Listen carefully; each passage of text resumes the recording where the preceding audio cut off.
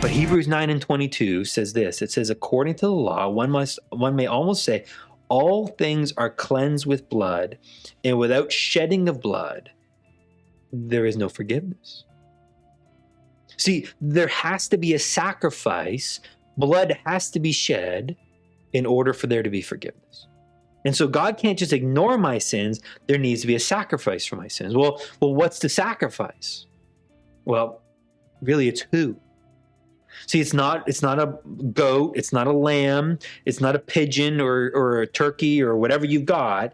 There's only one person that can pay for my sins. And that's the Lamb of God. That's Jesus himself.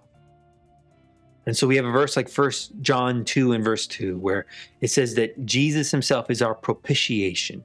That's just a fancy word for meaning a wrath-averting sacrifice. That Jesus is the sacrifice for my sins. And so what is forgiveness now? Forgiveness is then God agreeing that Jesus has paid my debt. The God agrees that Jesus' sacrifice on that cross is enough to pay all the debt that I owed God.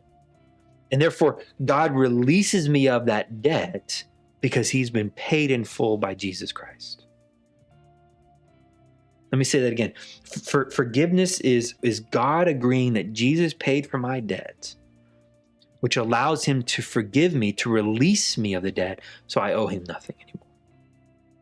So think about it this way. Imagine now I pass and I go to the edge of heaven at the pearly gates where there's Peter and God, right? As every joke tells us, right? So there's Peter and God, and I'm about to enter into heaven, and God says, wait a minute, Ross, I know that you stole that Cadbury, Caramilk, or that Aero bar when you were 6 years old.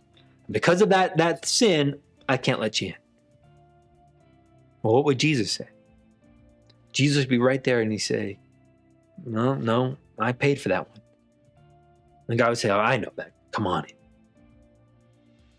Because the reality is every single one of my sins, little, big, enormous, God's forgiven me because of the sacrifice of what Jesus has done on the cross.